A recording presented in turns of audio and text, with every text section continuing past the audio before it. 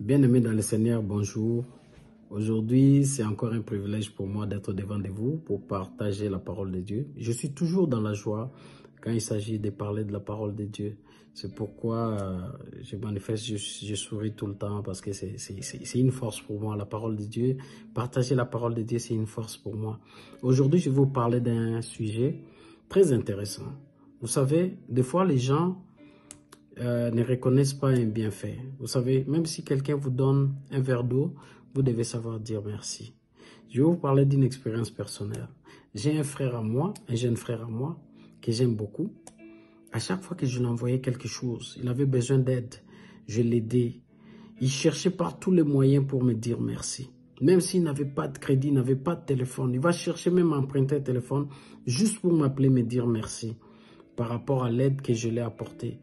Ça m'encourageait encore de le faire du bien parce qu'à chaque fois qu'il avait besoin d'aide, je n'hésitais pas de l'aider. Mais aujourd'hui, je vais vous parler d'une histoire qui se trouve dans la Bible. J'intitule ce message « La puissance d'un simple merci ». Un simple merci a une puissance. J'ai pris l'histoire d'Esther. Esther était la reine et son cousin était Mardoché. Mardoché, il a élevé sa cousine Esther. Et Esther était mariée au roi. Un jour, il y avait deux militaires qui voulaient faire du mal au roi. Et Mardoché a appris cela, a rapporté à la reine. Et la reine est allée voir le roi. Ils ont investigué, ils ont trouvé effectivement ces deux militaires voulaient se rebeller, voulaient faire du mal au roi.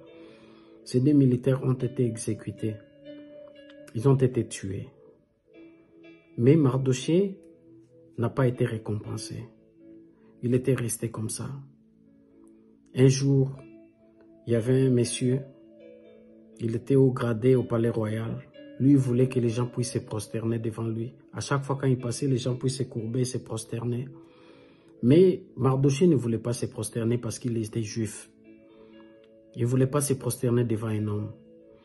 Parce que les juifs savaient qu'il y avait un Dieu qui existait.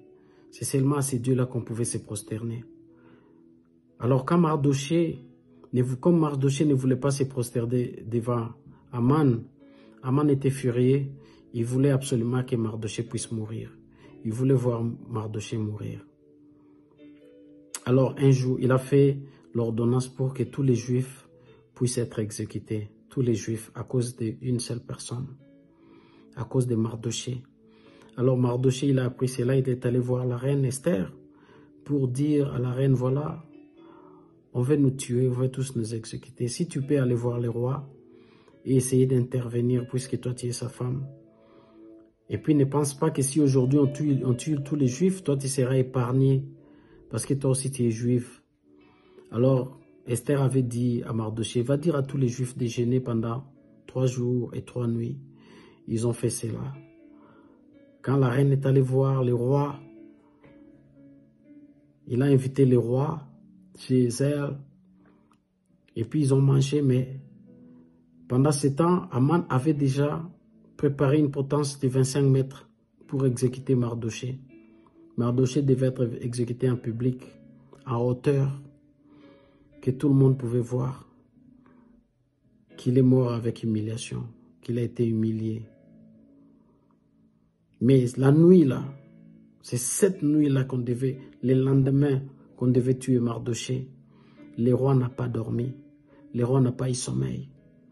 Il ne pouvait pas dormir. Il tournait, vous savez, quand vous faites de l'insomnie, il y a quelque chose qui dérange. Qu'est-ce qui pouvait déranger? C'est juste Dieu. Dieu est allé toucher le cœur du roi. Il y a quelqu'un qui t'a fait du bien.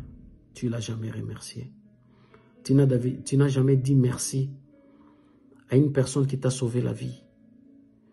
Tu n'as jamais dit merci à quelqu'un qui a fait que jusqu'à aujourd'hui que tu sois encore roi, que tu sois encore honoré. Alors quand le roi s'est réveillé le matin, il a demandé, amenez-moi le registre des événements. Et puis il a compris, il a vu qu'il y avait quelqu'un qui lui avait fait du bien, qui lui avait sauvé la vie, mais il n'a pas été remercié. C'est ces jours-là qu'on devait exécuter Mardoché et tous les Juifs. Bien-aimés dans le Seigneur, vous devez savoir comment dire merci à Dieu, lui qui vous donne le souffle de vie, qui vous donne la santé, qui vous donne la joie, qui vous donne les enfants. Vous devez dire merci. Ne dites pas juste merci pour les bienfaits. Ce que vous voyez, même ce que vous ne voyez pas, dites merci. Puisque Dieu vous a fait une promesse, vous pouvez aussi dire merci pour cette promesse-là. C'est pourquoi David dit, dans Psaume 103, verset 2, il dit, « Mon âme bénit l'Éternel, n'oublie aucun de ses bienfaits. » Vous pouvez aussi faire une prière aujourd'hui. Après avoir écouté ces messages, dire merci à Dieu. Et remercier Dieu de vous avoir encore gardé en vie. Il y a des épidémies, il y a des choses qui se passent dans le monde. Les gens meurent tous les jours, mais vous êtes encore en vie. Si vous pouvez juste dire merci, Dieu va encore vous bénir davantage. La Bible nous parle de 10 lépreux qui ont été guéris, mais il y a un seul qui était retourné pour dire merci à Jésus-Christ.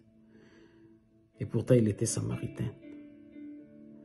Bien-aimé dans le Seigneur, aujourd'hui, prenez le temps de méditer et de dire merci à Dieu qui vous donne encore la vie. Que le Seigneur vous bénisse. Ma prière, Seigneur, je te dis merci. Parce que la personne qui écoute ces messages, il sera touché par le Saint-Esprit. Au nom de Jésus-Christ. Amen.